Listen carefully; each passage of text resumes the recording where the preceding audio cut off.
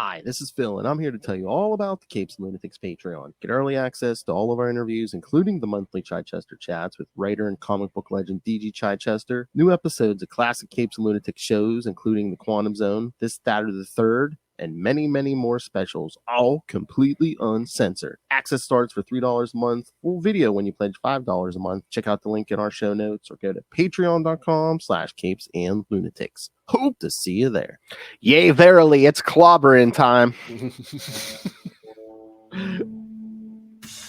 Hello and welcome back to another episode of Marvel Tales, the Time Bubble Saga, Part 2. I am Phil. Joining me, as always, the campaign manager for Death's Head for President. It is Justin the Owl, boarding the Rosebud 2 and getting ready for a journey. Well, 2016 taught us anything. Anyone can run for president. That's true. All right, so yes, I think Death's Head would do a fantastic job. He would do a good job, yes? Yes? All right, so yes, Part 2 of the Time Bubble Saga. This time we're covering Fantastic Four 337 through 341. And again, following up on our old man conversation from last episode, I miss when comics had big numbers on them. Yes, me too. Me too. As when you get to a certain age and your eyes don't work properly, it's helpful to see all the numbers. Exactly. There's a bigger sense of history there, you know? Mm-hmm.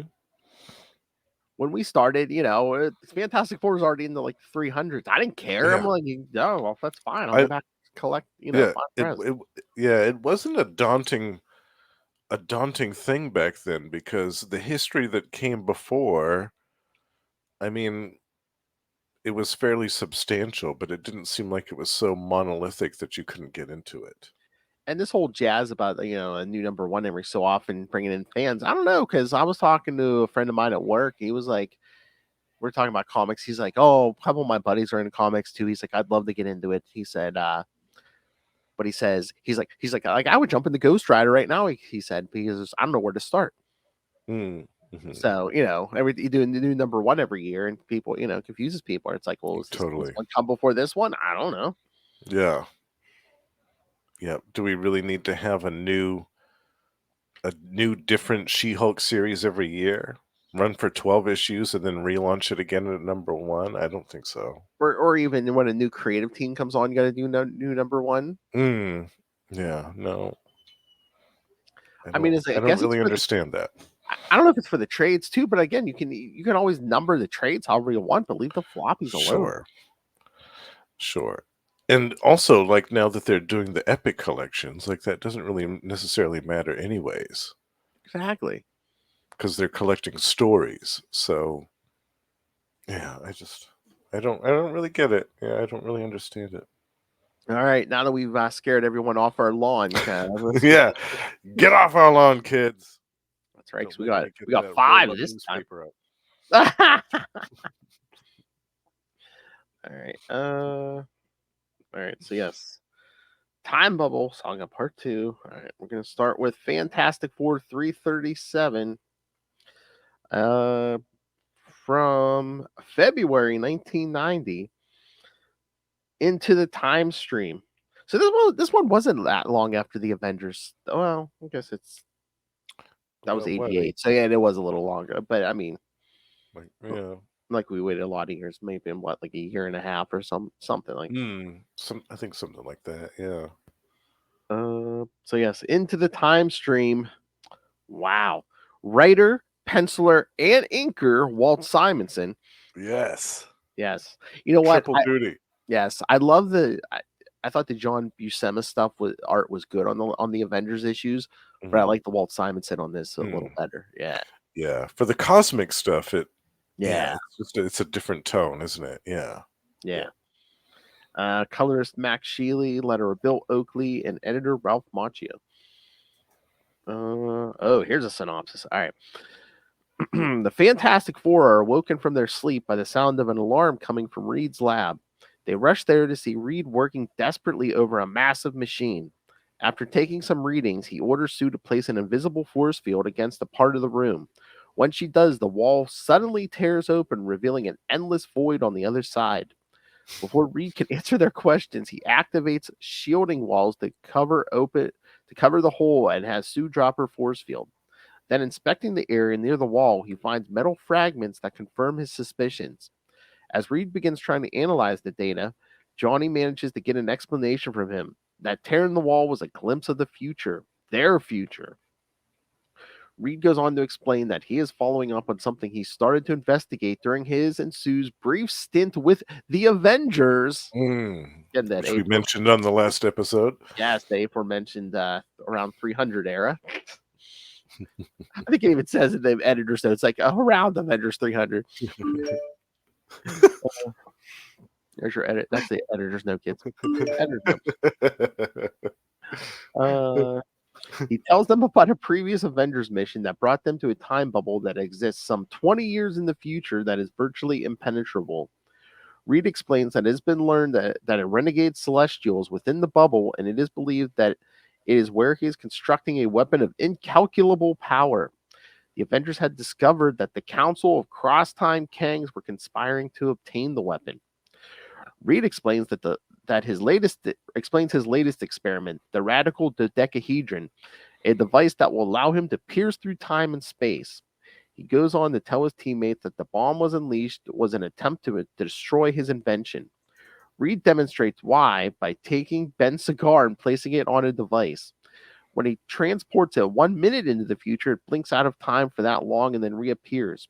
However, when Reed tries to send it some 100 years in the future, nothing happens. He finishes his demonstration by explaining that the time bubble prevents anything from traveling forward in time beyond its creation point. Reed then tells his team that they are going to try and find a way to destroy the time bubble and save their future. While Sue calls the Power family to see if they could babysit Franklin. You're going over to the Powers, Franklin. Pack up.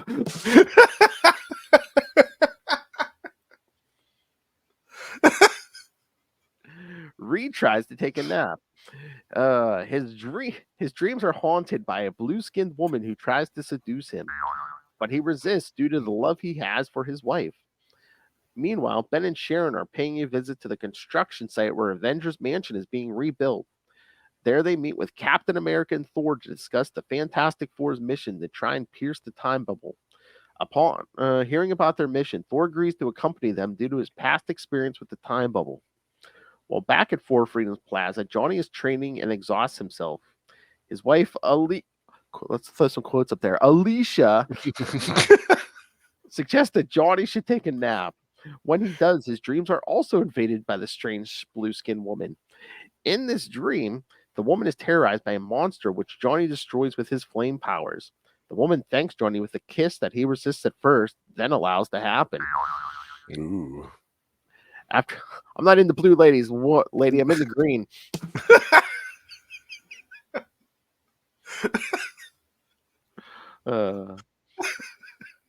As Sue drops Franklin off at the Powers home, a Quinjet arrives at Four Freedoms Plaza carrying Thor and Iron Man, who had flown in from the West Coast to assist them on their mission.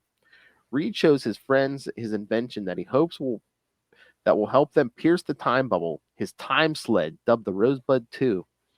As they prepare to depart, Iron Man brings up the possible interference from Kang, but Reed is certain that their foe is unable to locate the time bubble. Before they leave, Alicia tries to kiss Johnny goodbye, but he suddenly sees her as a blue woman from his dream and freaks out momentarily. Wait about another 20 issues. You're really going to be freaking out. You ain't seen nothing yet, Johnny. Exactly. With everything in order, the Fantastic Four and their two allies board the time sled. Once the device is activated, they begin traveling through the time stream. After entering the perimeter of the time bubble, they find themselves being followed by hundreds of versions of themselves, traversing time to reach the same location. As they speed ahead of the others, Johnny is suddenly haunted by visions of the mystery woman from his dream and quickly passes out. Wait a minute. He had one of his dreams and then he passed out.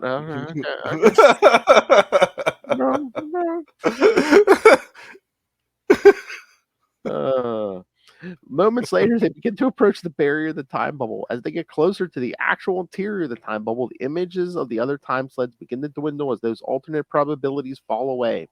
Once their time sled is the only one left, a vortex opens before them and begins pulling them in.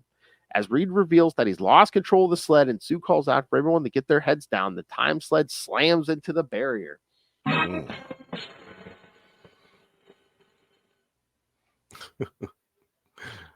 Oh man, Yep. the Fantastic Four was all over the place at this point. Yeah. Reed, Sue, Ben, and Sharon were last seen in Incredible Hulk 365. Oh, That's the middle of what is that? Countdown. yes. Yes. Countdown. That's right. Yeah, Wait, yeah. remember Joe was going to Reed Richards for a cure. Remember he's That's poisoned. right. Yeah, and he got into a brief fight with Miss Marvel. Yeah. Yeah. He's like, Ben Grimm, what happened to you? You look horrible.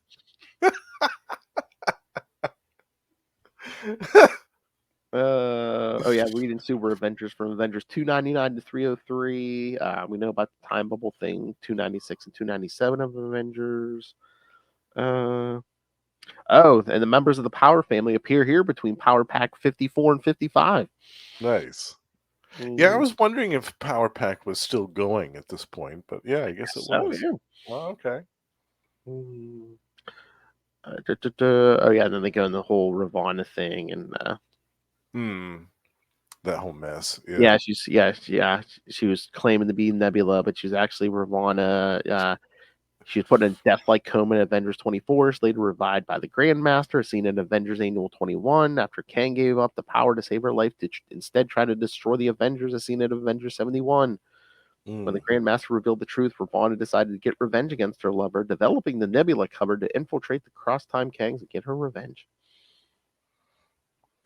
Then they go into the whole why is Avengers Mansion being rebuilt? Oh, right. Yeah. Oh yeah, Captain America showed up for what, one panel or two in this issue. Little cameo appearance. So he appears here between Captain America 371, the date issue, Oh. and Nick Fury, Okay. Agent of Shield number 10. Oh, wow. Yeah, There's lots of stuff going on here. and Thor appears here from the third story in Avengers Annual 19, and Iron Man was previously seen in Iron Man 253. Mhm. Yeah, he had just gotten this new armor, I think. Yeah. Yeah. Mm. Oh Lord. Okay, the time bubble. Let's get.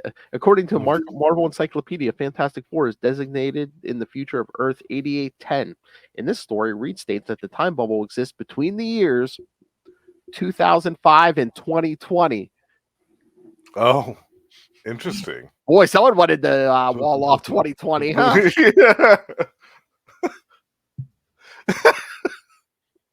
Yeah. Of course, the whole sliding time thing, and Yeah. it's always like 15 years in the future. I Yeah, it's love funny that. when they left and you see they were like, it was jumping from like 1990 to 1996, 1999. Oh, that would have, I mean, they didn't know anything at this point. That would have been so funny if we were like, what the hell's Onslaught?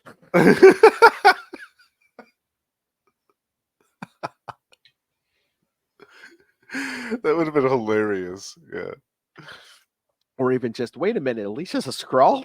Yeah. All right, so thoughts besides all that on this? I love this. Yeah, I was hooked from the beginning of this story because for me, I always love it when the Fantastic Four go off into either space or Yeah. another dimension or just something other than Earthbound stuff. I love that when they're just kind of exploring, like the Swiss Family Robinson in space. It's my favorite. Um, so yeah, I loved it. I don't like Sue's look in this with the short haircut and like kind of that severe Karen look. I'm not really It's feeling almost too that. close to Johnny. Definitely, yeah. They almost look like twin siblings here. Yeah, it's weird. Yeah, and I had forgotten too about Ben being actually human again. This Yes. was the time when Ben was human and Sharon was taking his place as Mm. Miss Marvel as the Thing. and he just had some gadgets that he was that he was using at the time that Reed whipped up for him, and he had an Indiana Jones-esque outfit that he He was almost looks rocking like for a he while. almost looks like Indiana Jones on the cover of this one, but yeah, if you read the actual story, he's like wearing a fedora and a trench coat. I'm just like, Trench okay, coat, yeah. yeah. Yeah, that's so funny. I'm like, what was Ben Grimm going along for? Moral support? I'm like, what the hell is he gonna do? Yeah, He could have stayed and with Franklin. Come on. oh, definitely, yeah.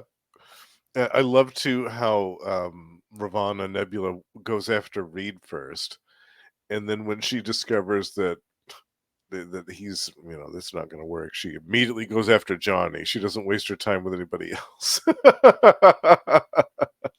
I know. So, oh, the young horny one's gonna be all about this.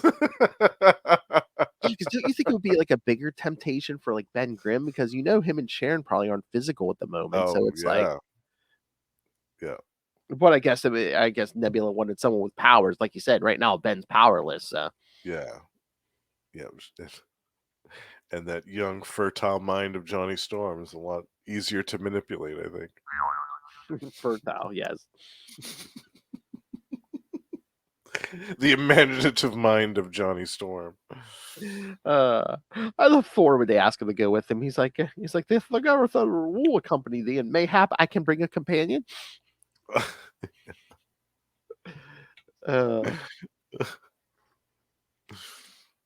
Once again, we've got Walt Simonson writing Thor to great effect. Makes me happy. exactly. Yeah.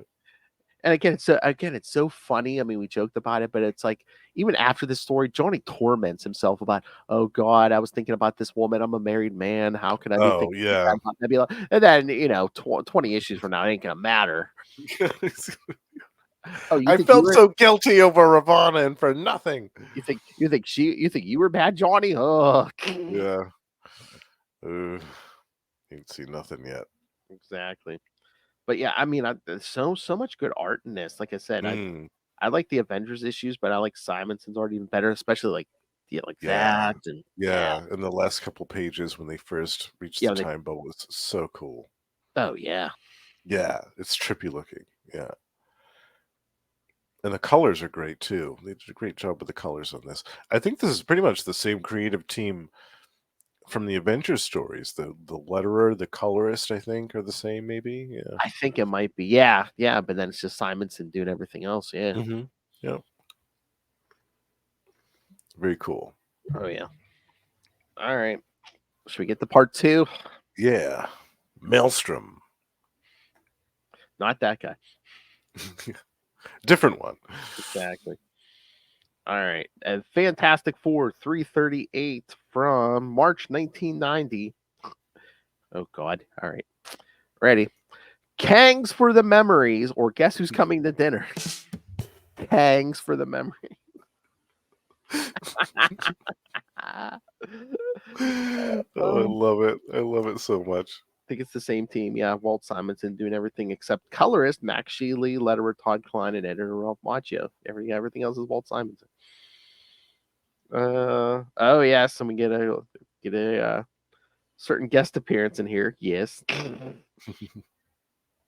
All right. Yes.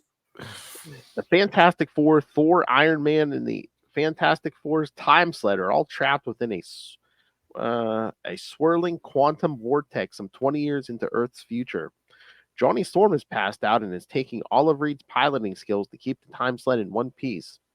As the time sled passes through the perimeter of the time bubble, its occupants are unaware of the presence of three Kangs who have been trapped there for endless hours.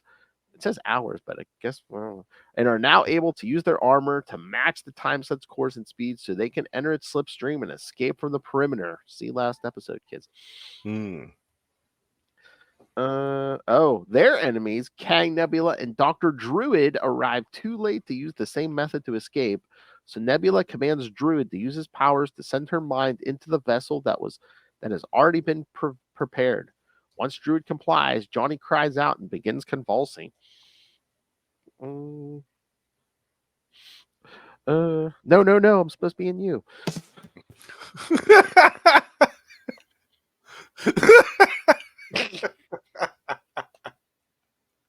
See that laughter just spurs me on. They finally pierce. Not that. They finally pierce the distortion wave and solidify inside the time bubble. Johnny is conscious again and reassures his sister that he's fine. The group, Mm. the group discovers that time is moving at such an extremely slow rate of speed that the entire futuristic city appears frozen. A probability field powered by the RAD-D unit in the present keeps the time sled outside of the distortion zone. Reed's chronoscanner detects that the source of the time bubble is an unbelievable warp in time and space that is out beyond the Andromeda galaxy.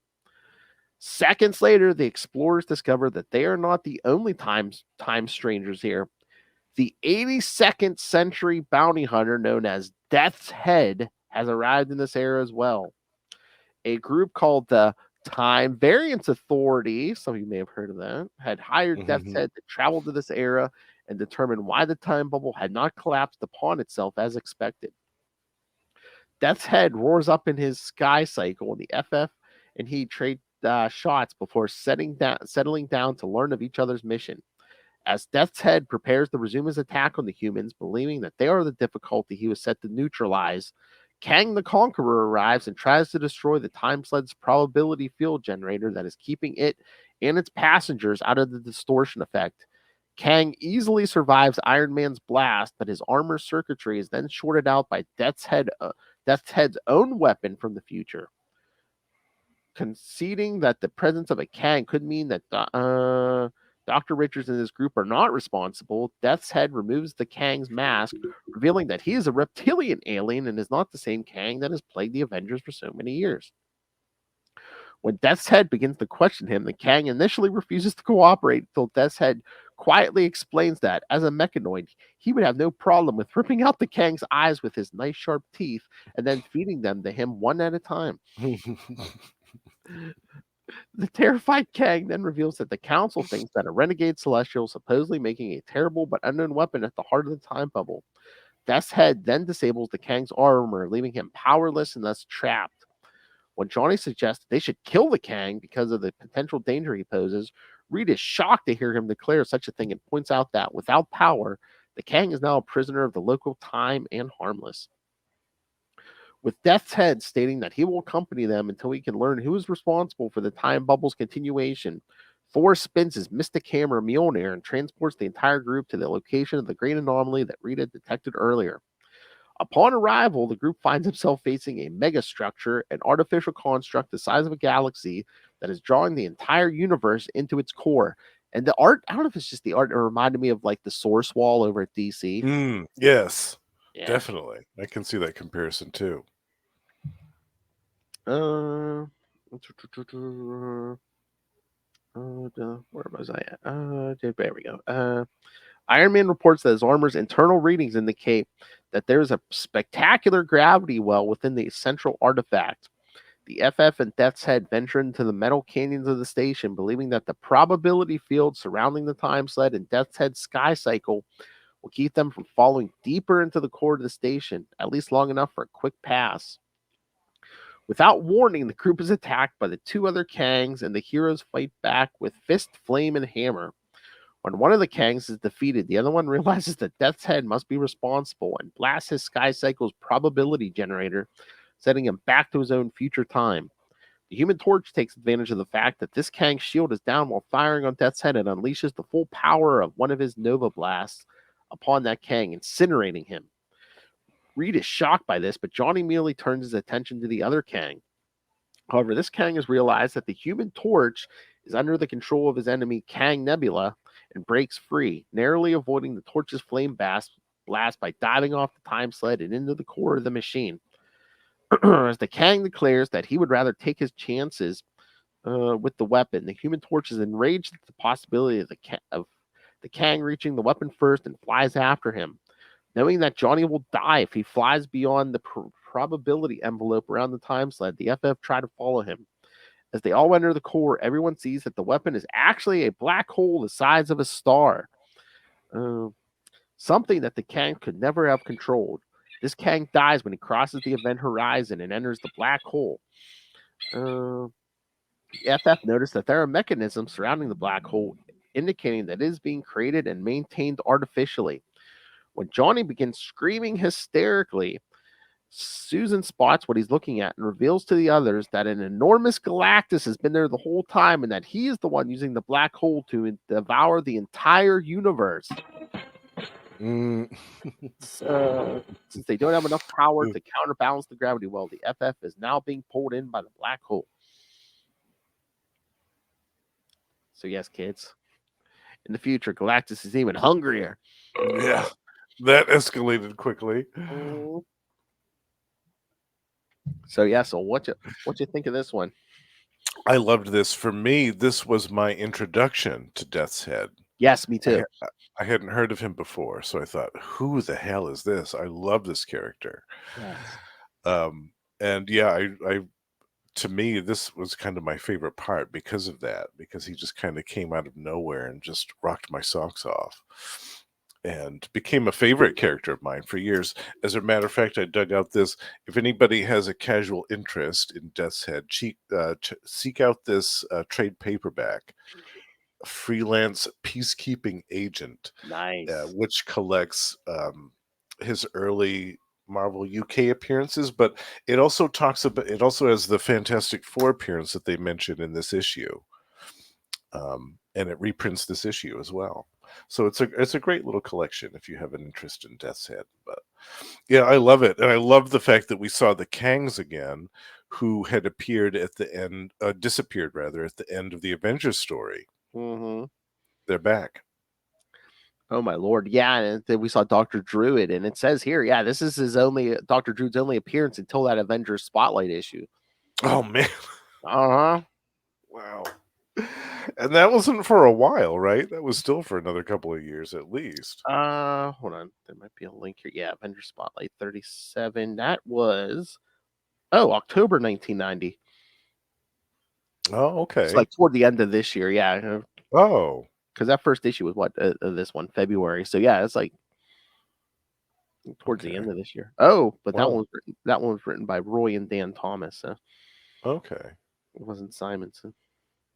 interesting. Yeah. I'll have to go back and read that one. Yeah. Oh, and I didn't even realize the Kang stuff gets even more confusing here. Because where is that? Bu- bu- bu- bu- Oh, as revealed in Avengers Forever #9, Kang killed himself, which triggered a device that transferred his mind into a new body in his native 40th century and left a divergent self behind in the past, which was the Kang who joined the Council of Cross-Time Kangs, which was the one in this story. Mm-hmm. Yes. So Prime Kang or whatever was, yes, just watching all this, twirling his mustache. He was saying, yes, excellent, yes. Exactly. Oh, Death's Head appears here between Death's Head, the body in question #1, and Sensational She-Hulk 24. Oh, yes, yeah. Which is also in that collection I just mentioned. Ooh. And yes, as they mentioned, I believe in this issue, the Fantastic Four previously met Death's Head back in Death's Head #9. Yep. They made a deal with him, which they kind of hinted at, which was to send him home back to his time. However, they realized too late he was a cold-blooded killer. And Reed tried to stop the teleport, resulting in Death's Head getting transported to Earth 8410. Mm-hmm. Which I looked this up. That's kind of the Earth of, I believe, Iron Man 2020 and that Machine Man series when he wakes up in the future and stuff. Yeah, so yeah. If I remember right, there's a whole story where he tries to get out of that situation. Yeah. So yeah, Death's Head, like, oh yeah, you're the guy who crossed me. Okay. Yeah. Yeah, he's such a cool character. Yeah. That's so unique. All right. I'm just looking through here, see if anything else I want to mention. But yeah, just some of this art. I mean, like that first page, like the shaking effect, is, they kind of blurred for that shaking effect. Yeah. And the colors again, making it look kind of vibrant and psychedelic at the same time. Very cool. But my where's that one panel? Is that, oh, I don't know. Is that this issue? There's the one where they make the it's the one where Death's Head makes the one Kang like drop his force. Yeah, he hits him and makes Oh, his force field go down, and then Thor just hits him with. I love that where Thor's just hits him right in the stomach. That hammer. in the stomach, yeah. That's good stuff. Yeah, sends him flying. Mhm. And the other Kang just gets completely incinerated by Johnny Storm. Yes. I mean, it's like it's not even. It's pretty much just like Nebula, well, fake Nebula, in control of Johnny's body. Yeah. I mean, see how many layers this eventually gets to? It's like Ravonna calling herself Nebula as controlling the Human Torch.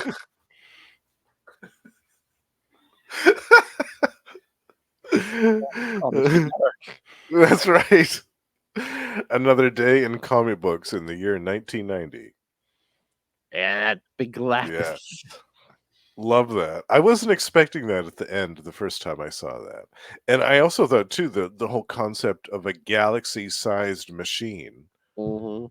was pretty interesting with a black hole at the center of it. The whole concept of it was really cool. Oh yeah. Oh my god, it just hit me. Well, one, when I read this when it was first coming out, I was 11, which is what my son is now. And two, I remember bringing these five into school one day. I got yelled at in class for reading these during class when I was 11. You had them out during class. What's the answer number? What's the answer number 6? Shh, shh, Reed Richards is about to enter the time bubble. Shh, shh, please.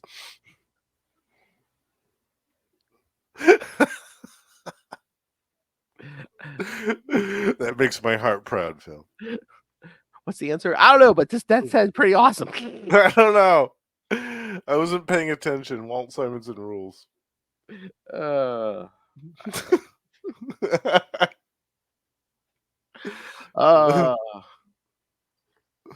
love it. That's how I spent like pretty much every study hall in high school, which is reading comics.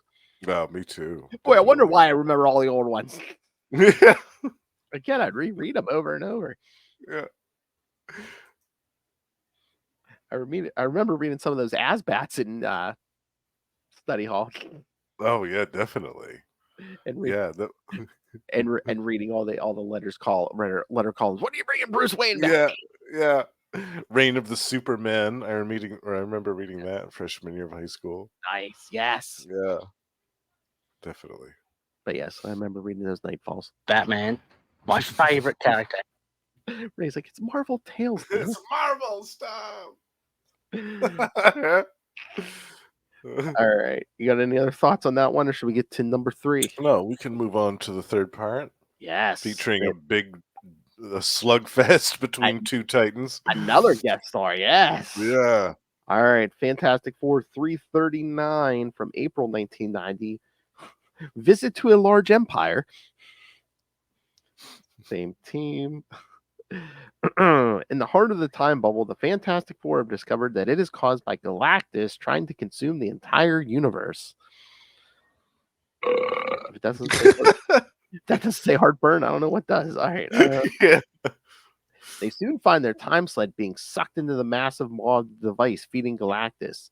Loose from the ship is the Human Torch, Reed manages to pull back aboard before he can be drawn into the black hole. Almost pulled into the hole, the Fantastic Four and their allies, Thor and Iron Man, struggle to get free. Ultimately, they manage to free themselves when Thor. Yeah, that's so great. Like when they get stuck by the hole, and it's like they're like, oh yeah, even light's not escaping at this point, so you just get like black panels of speech bubble. Yeah. Here, I'm gonna hand you something. Okay, for like 2 pages, it's just solid black. Yeah. I know what we got to do. Here, grab this wire. Okay. But yeah, the Fantastic Four and their allies, Thor and Iron Man, struggle to get free. Ultimately, they manage to free themselves when Thor and Iron Man channel their weapons power into the time sled, giving them enough thrust to blast free from the pull of the black hole. However, they are far from safe because they have attracted the attention of mysterious electronic entities who begin to monitor their activities to determine if they will disrupt the future that has been planned for Galactus. Also, Sue checks on her brother, who seems to be all right, unaware that he's actually been possessed by the mind of Nebula. who is seeking to take control of the powerful celestial weapon said to be hidden within the time bubble. However, Sue suspects that there is something wrong with her brother, and Reed suggests that she keep an eye on him. Free from the danger, the Fantastic Four and their allies begin putting their heads together to try and figure out how they can destroy Galactus before he consumes the entire universe. Sharon comes up with the solution. Using the weapons of the Shi'ar, remembering how in their own time that the Shi'ar were in the midst of a civil war, she suspects that they would have sufficient firepower to destroy Galactus. Without further delay, Thor teleports them to the Shi'ar galaxy. There they arrive among massive warships in orbit around the planet. Since they are out of sync with time within the time bubble, everything appears to be motionless, allowing the Fantastic Four to travel unseen among the massive galactic battalion. They descend to the planet that has massive weapons dumps, and they begin loading explosives in the shuttles that will be taken to starships that will be hurled at the massive weapon that Galactus is using to consume the universe. However, after working for over a fortnight, their efforts are finally noticed from afar by this era's Gladiator, who, while traveling at hyperspeed, is able to use his telescopic vision to observe intruders working in Heavy Weapons Pit 39.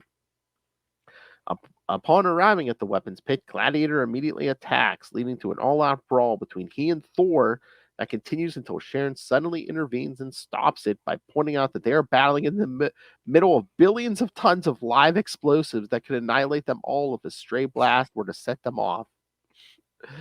With a temporary truce called, Reed explains that they are what they are doing. After Gladiator uses his hypervision to confirm Reed's claims, he agrees to help them end the menace of Galactus.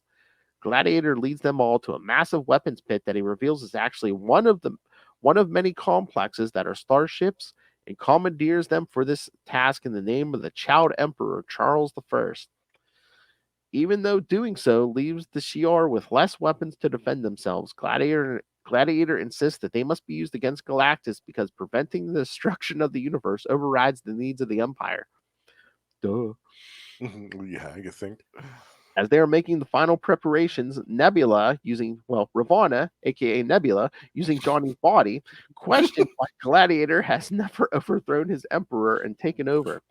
This line of questioning does not impress Gladiator, who says he is a loyal servant and suggests the Torch reunite with his teammates. No longer seeing Gladiator as a useful ally and concerned that he has detected a fusion within the Torch, Nebula uses Johnny's flame powers to damage his ship. Soon enough, all the weapons pits on the planet launch from the surface, and with Gladiator commanding them from the bridge of one of them, the entire fleet enters a warp zone that carries them from the Shi'ar planet to just outside the great machines of Galactus. Having been monitoring events from the future Earth, the disagreement between the observing electronic intelligences ends when the Prime Complex overthought causes the circuit that had been urging direct intervention to burn out, and then intervenes itself by activating the primary revival function in celestialization mode. Beneath the Diablo Mountains, a burst of energy is released that awakens the Black Celestial, who then bursts through the surface of the planet and rises, finally awake and ready to carry out his intended mission. So not only is the art good and the overall idea of the story is good, but there is a lot packed into these. Yeah, this is a lot going on here. I wasn't expecting to see the Shi'ar Empire showing up in this issue, but that was a nice little diversion. I know. I mean, I know she's smart, but I'm like, what? Where did Sherry pull the Shi'ar Empire from? And she's like, oh yeah, Shi'ar. Yeah, that's good stuff. Yeah. Well, Reed, you were reading Avengers reports. I was reading X-Men reports. Yeah. Yes. And it makes sense too that the Shi'ar would be really the only Imperium that would have enough power, firepower rather, to do anything against Galactus. Yeah. I was surprised last night. Lilith and I, was it last night or the night before? Lilith and I were doing a review of the whole season 1 of X-Men 97, and Lilith was going off how she hates Deathbird. I was like, really? Oh, Deathbird. I'm like, she gets on my nerves sometimes too, but man, it was like a vitriol. Oh man, I gotta listen to this episode. Salty and Petty, episode 70. 69 plus 1. All right. I'll wait till your episode 69, man. We covered this Oh most man. illustrated swimsuit issues. The history of the Oh. illustrated swimsuit issue. Yes. Oh. Too hot for television. The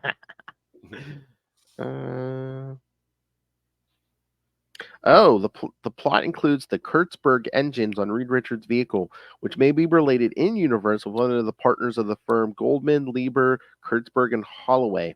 Kurtzberg was the real surname of Jack Kirby. Oh, interesting. Uh-huh. Wow.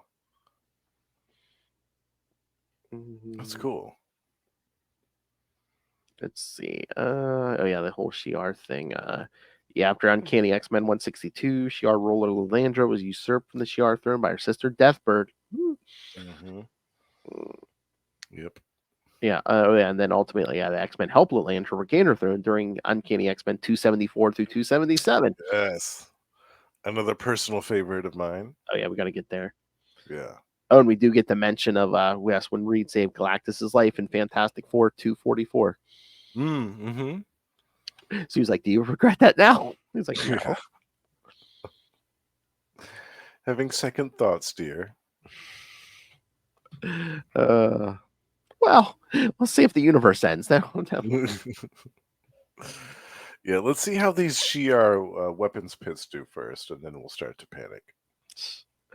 But yeah, like I said, I love that page where they're near the black hole and you can't even see anything. Yeah, it's so cool. Just blackness and word bubbles until it's like, okay, here it goes. It's Thor and Iron Man. Here we go. Fire up. Yeah, we go blasting out of the black hole again. Because I love Reed's like, Thor, it may tingle, so you got to hold on. And Iron Man's like close to burnout. Yeah. All right, so what do you think about Gladiator, Justin? I like Gladiator. The alien biscuit. The alien biscuit. The mohawk is an acquired taste. I will say that. Oh yeah, that thing's so really it's a little bit distracting. But yeah, I think he's cool. I like the fact that we have an alien Superman out there in the Marvel universe. It just kind of, he flies around and he does the bidding of his queen, and he's just basically a superpowered enforcer. I like that. Oh my lord, that's so. Yeah, when he comes crashing in and knocks Thor down on his butt, just that look on Thor, you're like, oh, Yeah. you know, it's on now. Yeah. He just made a very big mistake. And it's so funny too how they just start wailing on each other in the middle of a weapons ammunition dump, you know, and Sharon has to be the voice of reason and be like, are you guys out of your mind? Using these blasts and things in the middle of this ammo dump, we could all go up in sky high. Exactly. Gird thy loins, fellow. I shall teach thee the lesson I once taught Hercules, the son of Zeus. Those fighting words. Yeah, I never thought we could butt shot. I never thought we get a butt shot of either of the things. Yeah, but yeah, there you go. There we go. Yeah.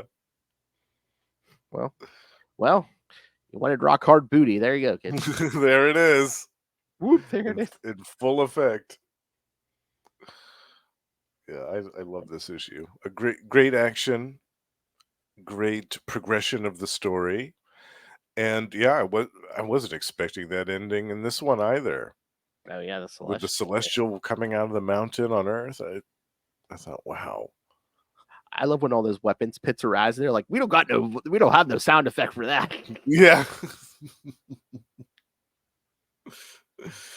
Yep.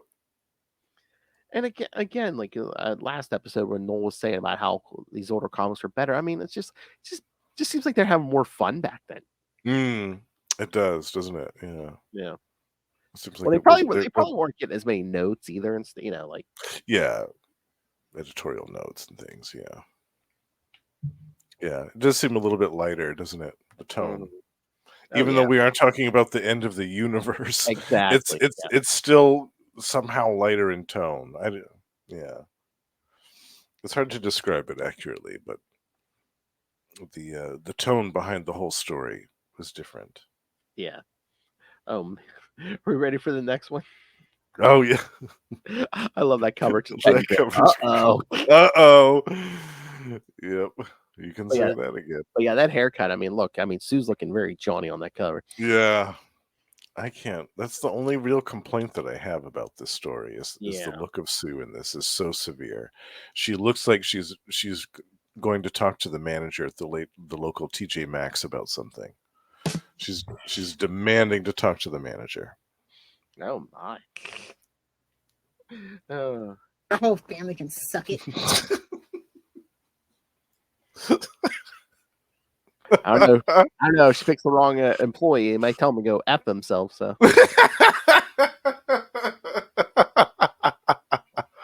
it's a very real possibility. I think again, Justin posted something on Facebook the other day. I think we all said the same thing. I was sitting there sitting there with my wife. I'm like, that's my boy. She's like, what? I'm like, a customer to go F themselves. I'm like, that's my boy. I think a lot of people were saying that. I know. That's what I said. I'm sure Russell, Noel, they're probably like, yeah, man. They're like, I saw that coming. I don't know if Lil saw that. I might have forgot to tell Lil that. Oh man, I'm sure she'll be proud of you. Oh, she'd be entertained by that. Absolutely. Oh, yeah. All right. Fantastic Four number 340 from May 1990. Double Trouble. Same team. Oh, geez. Another long synopsis, kids. Here we go. The Fantastic Four, Iron Man, Thor, and Gladiator are attempting to destroy the massive weapon that Galactus is using to consume the universe in an effort to remove the time bubble threatening the future. Just as they are about to send a fleet of Shi'ar weapons pits against the massive construct, the Black Celestial appears before them. The Black Celestial then uses its power to teleport the entire armada to a location within Galactus's machine and next to the black hole. As the gravity of the black hole destroys all of the ships, the sum total of their energy is released and consumed by Galactus, causing him to grow larger and larger as they watch. Just then, Gladiator's weapon ship appears before them, and the Fantastic Four race to its location. They rush inside and tell Gladiator what happened. Before the Black Celestial can turn his attentions to this new arrival, they activate the warp drive and flee. Although Gladiator mentions that the temporary repairs he was forced to make may not last. Once they've arrived in another part of reality and are temporarily safe, the group compares notes and Iron Man recalls how in their own time the Black Celestial was buried under the Diablo mountain range of California. Realizing that their enemy might have a base there, they lay in a course for Earth, but concerned that the Black Celestial may have already returned. They take the precaution of leaving the ship parked behind Earth's moon. With Thor staying behind to help Gladiator complete repairs, the rest of the group decides to investigate the Black Celestial's domain and are carried down to Earth by a space warp created by Mjolnir. Once there, Iron Man blasts their way into the Celestial facility where they begin to search for clues on how to solve the current crisis. However, after they enter the vast underground complex, an army of deviant guardians begin to materialize out of the walls and attack. During the fight, Sharon tries to defend Ben, who is without powers, but he is far from helpless, having brought weapons to defend himself with. With the number of their enemies growing, Sharon caves in part of the tunnel, separating them from their attackers so they can continue their search. Finding a massive computer, Reed has to use her powers to break the main circuit link so they can access the data banks and learn what they can about the Black Celestial. When Reed taps into a damaged circuit board and provides energy from the time sled, he reactivates the electronic entity that had been fried. By identifying himself as Probe ZM73 and claiming to be investigating board damage for possible misconduct by the Prime Complex Overthought, Reed tricks the consciousness into helping him by asking the consciousness to prove its reliability quotient by identifying its creator and providing a brief account of his history and his Galactus connection. The consciousness explains how the Black Celestial used to rule over all the Celestials, but during the time of the first host on Earth, he realizes how far above the others he had become and broke the covenant in some unknown way, possibly by creating the deviants himself without regard for the plan. The other Celestials turn against him and exile him, sentencing him to eternal slumber beneath the mountains.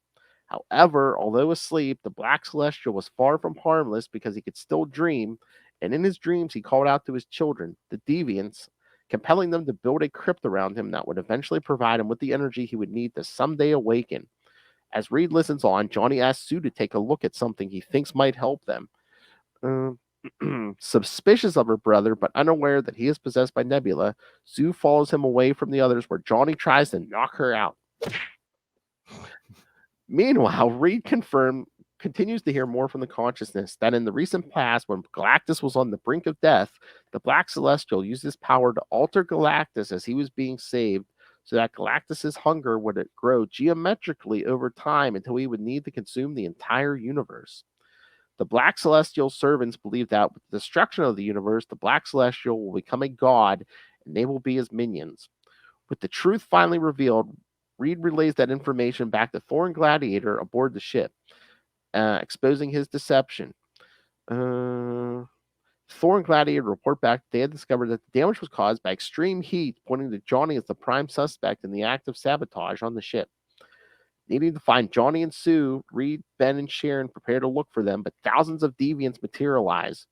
Realizing that it has betrayed its master, who is coming back, the circuit board chooses to burn itself out. With the situation hopeless, Ben makes the hard choice to knock Reed out so they can get away, even though Johnny and Sue might be dead or dying. As they flee the area, Gladiator and Thor prepare to turn the ship into a massive missile to aim at the Celestials complex.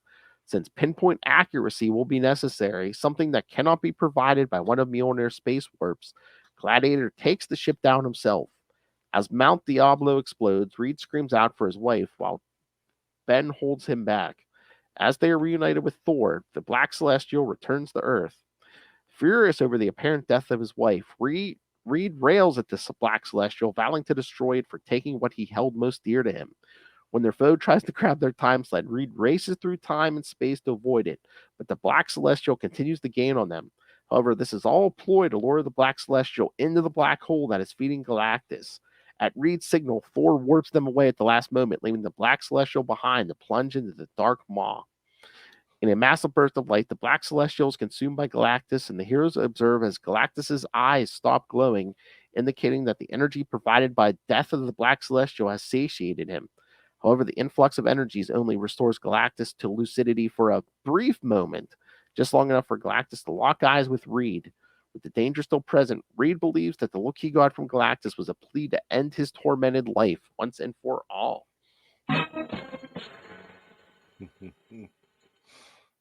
Thoughts?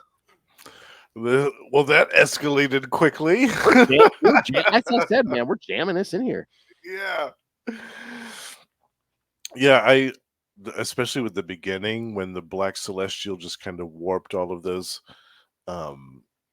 weapons dumps right close to the black hole and basically force fed Galactus all that energy. I know, just Sharon's just like, oh my gosh, he just got rid of like the whole Shi'ar fleet with like a wave of his hand. Yeah, that's some serious power. Yeah. And I love the part with the battle with the deviants. That was cool. Yeah. I wasn't expecting to see deviants show up here, but the whole concept of the Black Celestial kind of being possibly the progenitor of the deviants in the first place was a really cool little link, actually. Yeah, I do like that. that. It's like, oh, maybe that's why he was banished, because he created the deviants. Yeah. Right, yeah. I love that. I did think it was funny that the other Celestials thought it was a good idea to imprison the Black Celestial on Earth. Let's not try to destroy him. Let's just, put him to sleep. Yeah. Yeah. Nothing's ever going to wake him up. No. Right, yeah. And yeah, nobody's going to live on this planet. Like, if he wakes up and destroys the planet, no big deal. There's not going to be any living matter on here, right? He's got the power of a celestial, and he's been betrayed by the other Celestials. No, he's not going to wake up and be angry or anything. No, he's not going to want revenge. No way.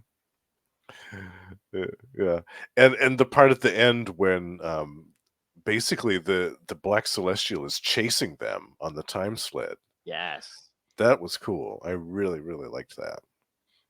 Yeah, I love Reed. You hear me, Thor? You pompous windbag. You pompous windbag. Yeah, Reed is mad. This man is upset. Talking about how he's going to say, he goes down to the Celestial right to his face, and he says, I will sail to the time before your awakening and find your brothers, Erisham, Gemma, Gammonon, and the rest. And when I tell them of your plans and your revenge, they will find you and destroy you like the mad dog you are. I was like, oh, Reed, yeah, give it to him. Everyone else on that time slide just Yeah. They're used to Thor popping up like that, but not Reed. Yeah. exactly. But yeah, so he's chasing them towards that black hole, and yeah, that's when Reed's like, "You hear me, Thor? You win back." He's like, "Yeah, I get it." And he's like, "Yeah, well, yeah." Vortexes them out of the way, so the Celestial dives in it.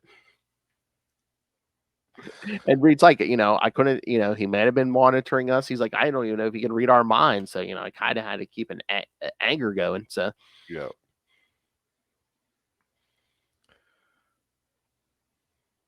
So yes, Galactus has absorbed the Celestial.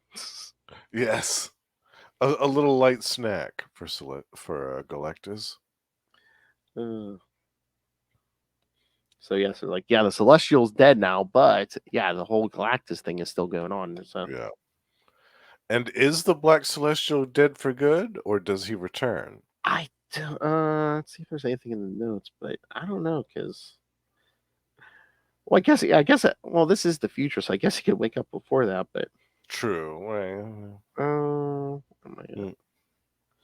I'm not seeing anything in the notes, so yeah, I don't. Maybe this is his only story. For For some reason, I thought there was maybe another one, but maybe that was some other celestial. Oh wait, I clicked on the link. It brought me the Tiamat. So is that this Black Celestial? Oh wait. I don't know if it. I'm not even seeing the story in here. So I don't. Oh wait. Here's Reborn. It's saying the Dreaming Celestial found a loophole out of his prison, a gateway into the Pocket Universe. In Heroes Reborn? Or maybe after the fact, yeah. Oh yeah, he might have had some Celestials actually following him after a while. Yeah, if it's the same Celestial, he might come back. Here we go. Earth 8810. I guess this might have only been an aspect of that Dreaming Celestial. I don't know. Oh, wow. Okay. This aspect was known as the Black Celestial, who betrayed the Celestials and was then imprisoned under the Diablo Mountains. Yeah, again, summoned deviants. Eventually, Fantastic Four. The Black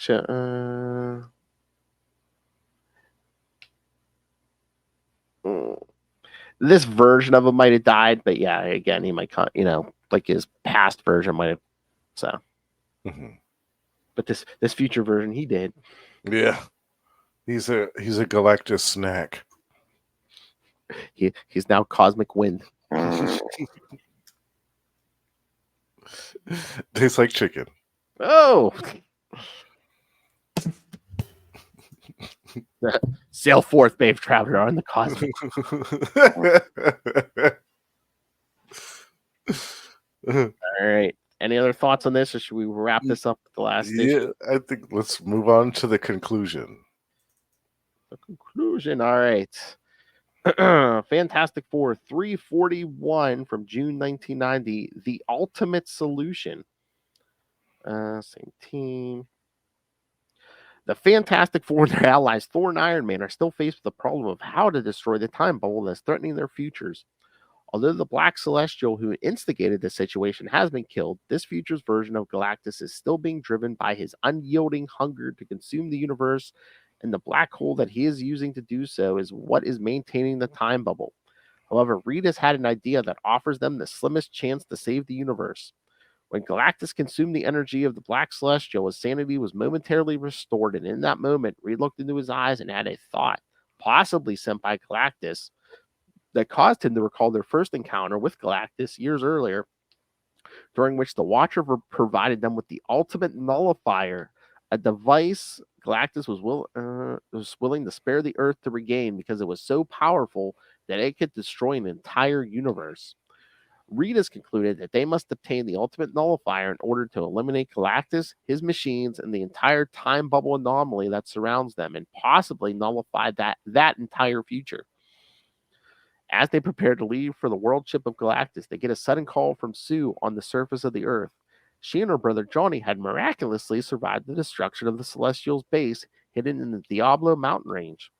Returning to the Earth's surface in their time sled, they find Sue, who explains that earlier she had been led away from the others by Johnny, who then attacked her.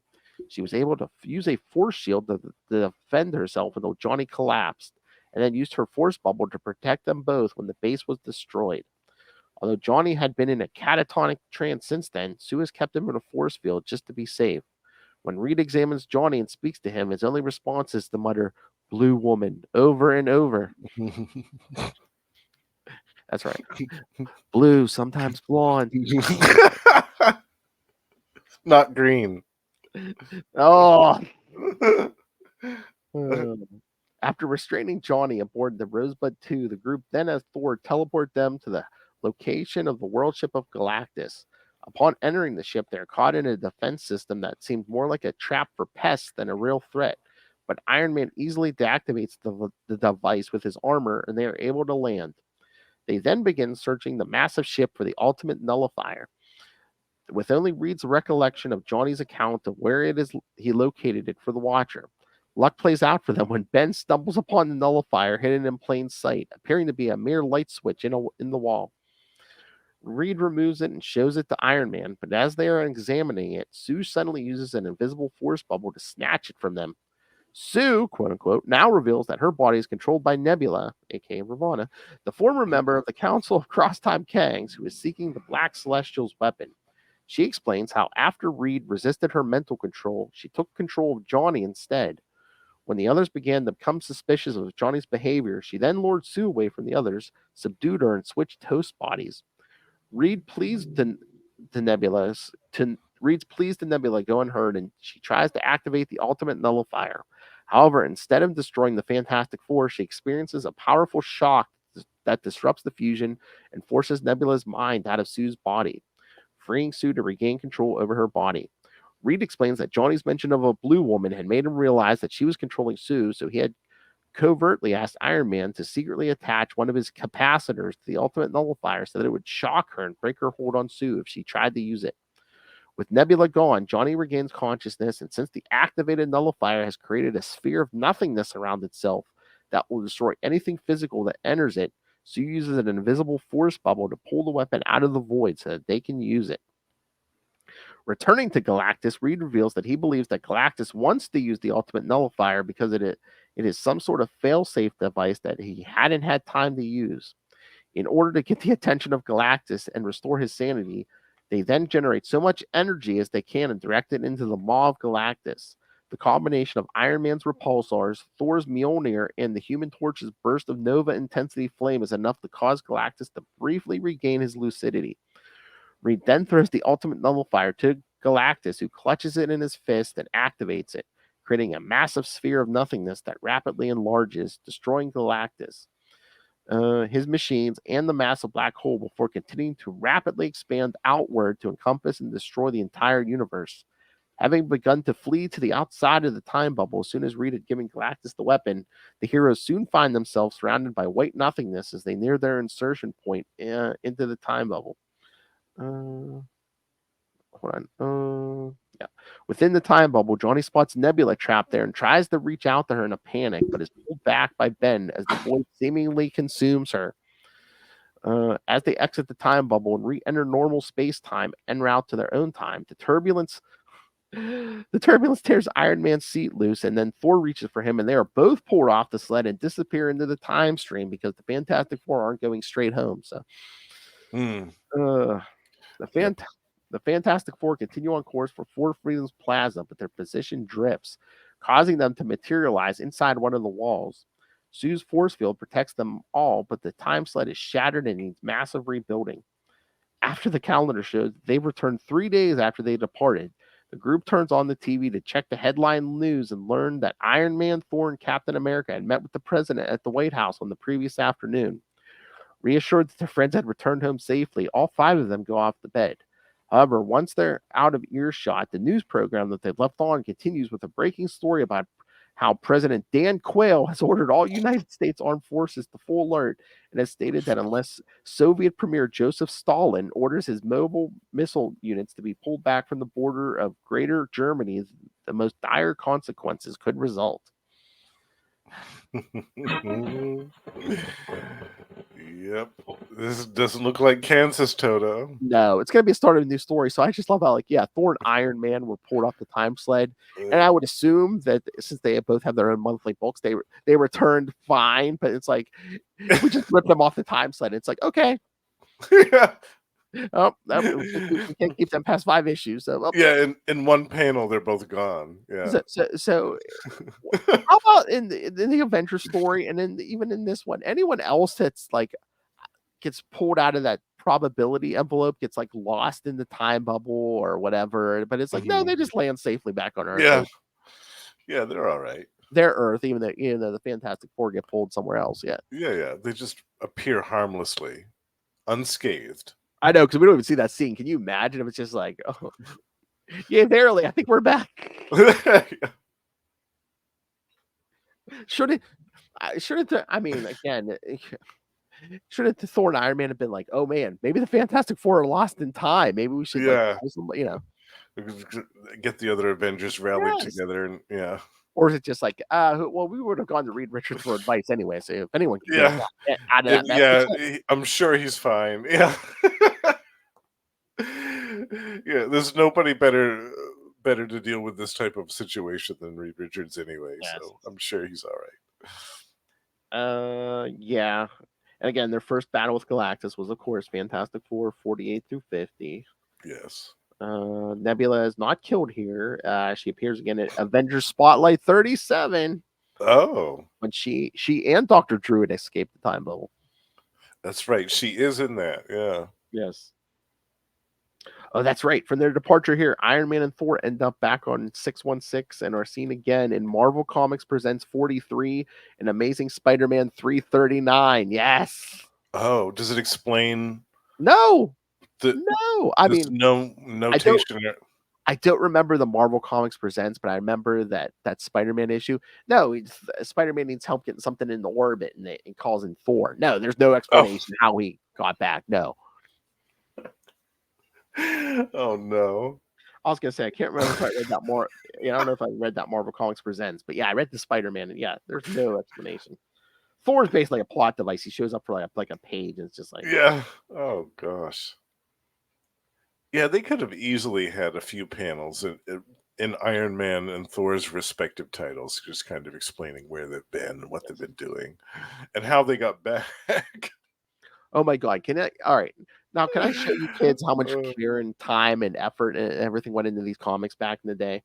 Mm-hmm. I mean, this Earth the Fantastic Four have landed on, I believe the only time we've seen this Earth is like in the next 2 issues of the Fantastic Four. Oh, is it a 2-issue story? Yeah. I think so. Yeah. But yes, per the official handbook of the Marvel Universe, A to Z number 3, this universe has been designated Earth 9061. 9061. That's some detail. They gave a number to an Earth that showed up in 2 issues. Yes. Yeah.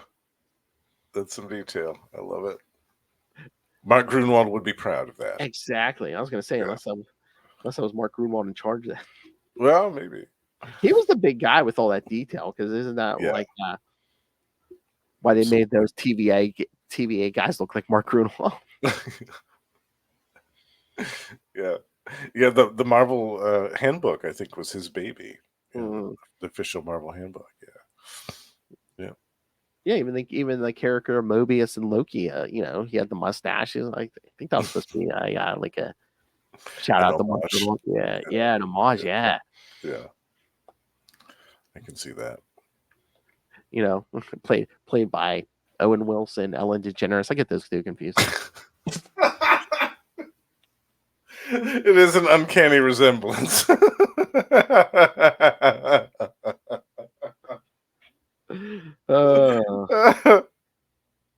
mean, at one point, didn't they have the same haircut almost? Oh yeah, definitely. I wonder when Galactus appeared again next, because this obviously wasn't his death. He came back. So I feel Hmm. like it was in Silver Surfer somewhere. Oh Jesus! But yeah, that future we just destroyed, Earth 8810, is the second reality shown to have been destroyed by the use of an ultimate nullifier. The first Oh, was Earth 82432, which was destroyed by Korvac in What If 32. oh yeah. We'll be talking about Korvac next year on Marvel Yes. Today. Yes. Holy crap! Yeah. A whole month. So thoughts on this, Justin? Oh my I God. love it. I love it. You can't really get much more epic than this. No, you can't. You fit more story into a single issue. Yeah, absolutely. For 5 issues, we got a lot of story here. 5 We issues. Modern Comics. This would be at least a year. At least a year, if Yes. not longer. We had some great guest appearances. We had Iron Man, we had Thor, we had Death's Head, we had Gladiator, we had a rogue celestial for the first time appear. We had Galactus. Galactus, we had Nebula, aka Ravana. You know, it was great. There was so much going on here, and it never at once felt like it was overloaded with story or that there was too many moving parts. It felt like it was really expertly done from beginning to end. I think this is why when I read a modern comic, I'm like, damn, they're taking their time. Yeah. It's true, yeah. It does feel that way. Yeah. I love when the ultimate nullifier effects Oh yeah. leaning on them. Oh, you get that 2-page spread. The reverse of the black hole situation Yeah, it's from the complete other white issue. space. Yeah, All you see is it's the time totally slip. white. Yeah. Which is smart too for Walt Simonson to do that, because that kind of saves him from having to do a whole giant 2-page spread all by himself. Mhm. And then he can devote that time and effort to other aspects within the book. Mhm. Yeah. But literally, it's just one panel. Oh, Thor and Iron Man got pulled off the sled. Yeah, that's it. Just one panel. That's it. I Love can't it. believe they didn't explain that. What No. happened to them after that? That's bonkers. Because I think if they spent too much time on it, you'd be like, well, that's a awfully big coincidence that they just happened to land right back on the right. I mean, I don't know. Do you think Mjolnir could have taken him back? Maybe. Oh, probably, and maybe that's how they would explain it away if anybody ever asked them. But yeah, I think there should have been at least one issue devoted to that. Although Thor's hammer doesn't travel through time anymore. So would they be able to Oh, escape right. the time stream with Mjolnir? I don't know. That's true. It basically just got flushed down the right tube that back to the Earth. Yeah, I guess. Yeah, that's one flaw of this story that I will say. It's just, that's kind of crazy how that happened. And again, Sue's haircut. Yikes! It's so severe. I can't handle this look for Sue. But everything else, yeah, is fantastic. I kind of wish Sharon had been given more to do in this story. Yeah, I was gonna say there are certain points where it just seems like, they kind of forget Sharon there almost. Yeah, you know? right. I mean, she was the voice of reason during the battle between Thor and Gladiator in the weapons pit, but beyond that, she really didn't have that much else to do. And yeah, because even the battle with the Deviants, he basically just throws something once, and it was like, okay, right, yeah. Well, that was the other thing with last episode, where it's like that final battle, that last issue in the Quinjet. It's like I'm like, it seems like there were times they forgot Dr. Druid was there. Yeah. Well, somebody had to fly the Quinjet, I guess. They didn't have autopilot back in those days. Until he decided to go physically toe-to-toe with Thor. Yeah. Launch himself at Thor. Yeah, don't use your psychic powers. Don't use your telekinesis. Don't use any of that. Just Thor. I'm like, okay, bitch, you ain't taking down the Wasp. Okay, come on. He isn't taking out Jarvis. No. Jarvis with an eye patch is probably still walking with a limp. You ain't taking out Jarvis. Yeah, exactly. Yeah, let me take off. Let me take hand to hand with a pissed off Thor. Fresh from being mind controlled. Yeah. Great idea. And you've been manipulating his mind for the last couple issues. Okay, yeah. I know we joked about it before, but we should do a Dr. Druid month sometime on this Oh, I'm show. down for it, man. I am down. We could do that that Avengers Spotlight where he next appears, Mhm. the one by Roy and Dan Thomas, and then there was a couple of other things after that. Oh, we're gonna do young Dr. Drew. Yeah, revitalized. Yeah. Yeah. I mean, we already kind of did him that when we did Cap Wolf. Yeah, right. Yeah. That's so funny. So Captain America goes over for help. Yeah, did you betray the Avengers? I did, but I got better. I'm good now. I'm young. Yes. All All it took right. was a facelift. More hair. Yeah, right. A 90s ponytail fixes everything. Yes, absolutely. All right. So yes, next time we'll get back to some Reed and Sue, but yes, with the Silver Surfer, because we're gonna cover Silver Surfer 15 through 18 from the late 80s. Nice. And we're gonna hit after that in 2 weeks. We're gonna cover Guardians, the first 4 issues of the Guardians of the Galaxy series from 1990. So yeah, Jim Valentino in full effect. So this episode we were in the future. So in 2 weeks we're gonna go back to the future. Yes. Oh yeah, and then we got lots of good stuff coming, of course. Yeah, in 3 weeks, yeah, we're gonna have an episode drop on 4th of July. I wonder who we're gonna cover that time. You get 3 guesses, folks. That's right. Yeah, at that time we're gonna do Captain America 255 and 383. So yeah. Good stuff. That's good stuff coming. Spider-Man 2099 after that. Some Genus fell after that. Then back to some Alpha Flight.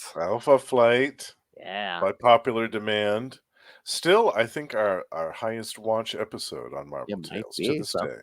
We'll have to see if that was we'll have to see if that was a fluke or if yeah.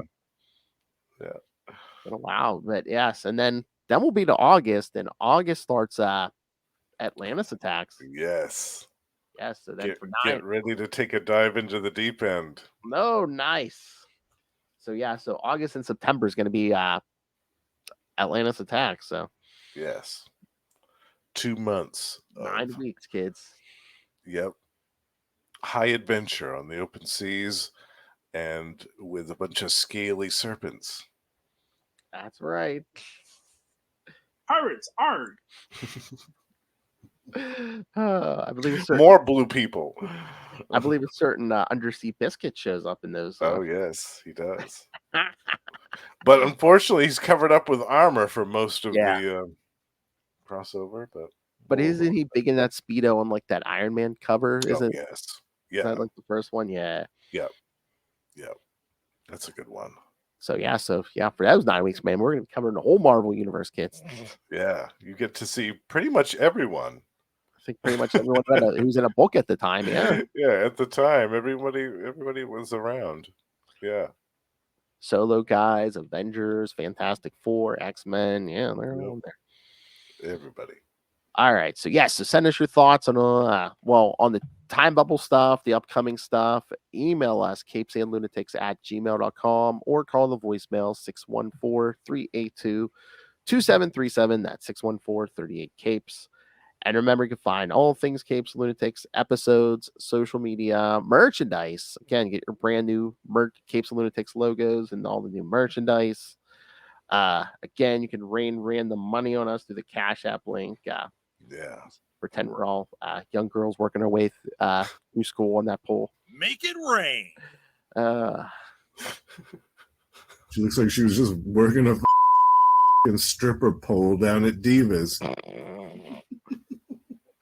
And of course the Patreon, where again you get uncensored Lilith Hellfire, and then this year, yes, sober, untouched, almost virginal Lilith Hellfire. So, all the aspects are represented. The anger and frustration is at an all-time high, kids. So yes, you want to subscribe to that Patreon for uncensored Hellfire. So find it all in one place. That's tubespace.io/Capes and Lunatics Podcast Network. Tubespace.io/Capes and Lunatics Podcast Network. More vicious and brutal than ever. I love how I'm pushing the Patreon this year. Yes, come listen to an uncensored, sexually frustrated little.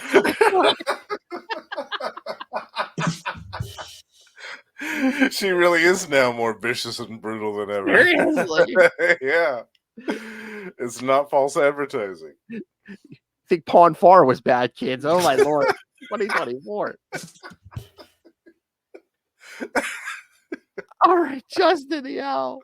You can find him here every week on Marvel Tales. You can hear him once a month here on X-Men Classics. You can hear him on Energon Universe, where him and Russell and I talk all the new Transformers and G.I. Joe coming out of Image. I can also hear him once a month, at least, if not more, on We Are the Night, The Batman Podcast. But of course, the king of podcasting does not stop there. So, Justin, where else do you podcast? That's right. You can also find me on 3 other shows a month.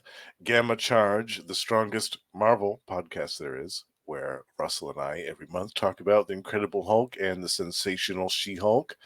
And we also have a Patreon page, so do check that out. Over on our Patreon episodes for paying tier members, we are covering DC's version of the Hulk, known as Damage. Nice. And that's been super fun, so do check that out if you are so inclined. And we are also joined every month by the High Priest of Khonshu, Ray, over on Predator and Prey, the Yucha podcast, where every month we discuss the new comics coming out from Marvel, centered around Fox's Predator, as well as the classic comics from Dark Horse. And last but not least, the Lost Library of Legend, my solo podcast, is still going strong, dedicated to the lost and forgotten comic book series of the past. And by the time this episode airs, I will have just wrapped up a 2-part retrospective on a 1994 series from Marvel called Black Wolf. Going back to the 90s here, bitch. One way to biscuit town. Will Justin ever stop loving biscuits? I don't think so. No. It's a hopeless addiction. Oh, that's naughty. My Tweety bird just went off just in time for that. Bird time. Things in common, you know, cannabis and comics and other things starts with C. I think we all know what that is, kids. All right.